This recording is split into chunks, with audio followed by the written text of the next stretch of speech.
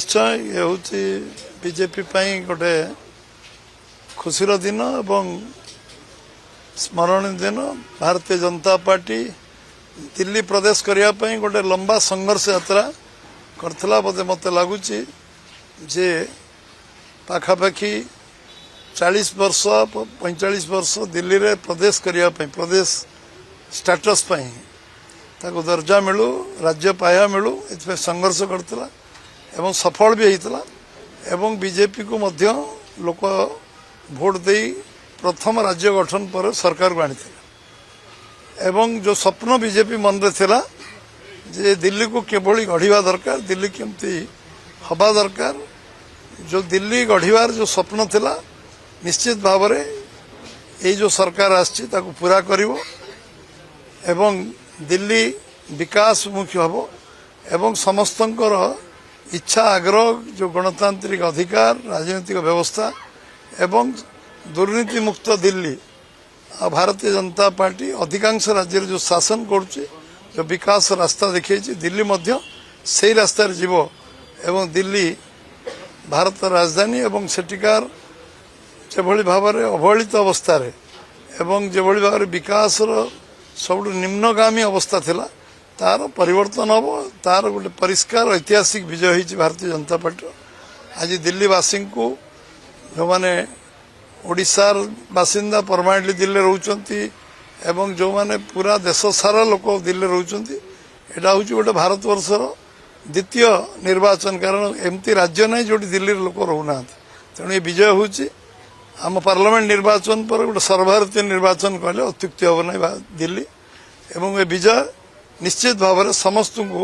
उत्साह दब प्रेरणा दब एवं दिल्लीवासी मन रे जो असंतोष थिला ताकु तार विस्फोरण होती आज गोटे नुआ सरकार नुआ शासन व्यवस्था एवं दिल्ली को 5 वर्ष भितर गोटे अग्रणी राज्य भाव में प्रतिष्ठित करियो जो स्वप्न दिल्ली रे 52 मसीह भारतीय जनसंघ अद्वितीय राजनीतिक दल भाव थिला एवं लगातार आमे दिल्ली रे जनसंघ बीजेपी रो जो प्रभाव थिला निश्चित भाव में तार परिप्रकाश दिल्ली इलेक्शन पर प्रतिफलित हो।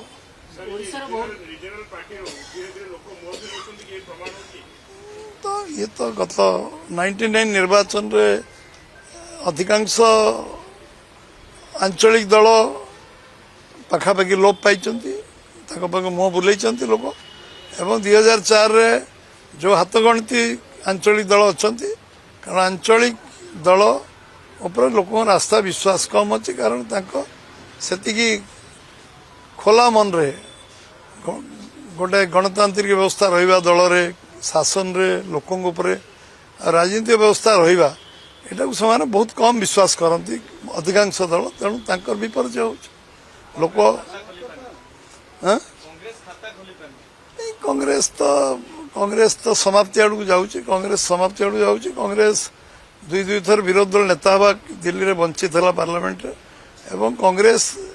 भूल कारण दिल्ली आज अवस्था भोगी 15 वर्ष कांग्रेस शासन और आम आदमी पार्टी 12 वर्ष शासन ये दिल्ली को रसातलगामी कर निश्चित भाव में मुझे आशा करी लोक उचित समय उचित निष्पत्ति नहीं।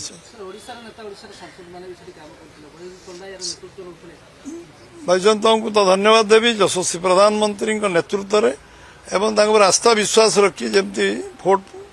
लोक देले एवं सबू राज्य शासन व्यवस्था दिल्ली शासन व्यवस्था आ विश्व में भारत जो आर्थिक अर्थनैतिक व्यवस्था कौन नेतृत्व नवार जो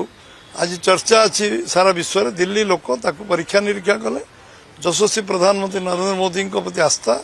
विश्वास एवं विश्वास स्थापन करने कारण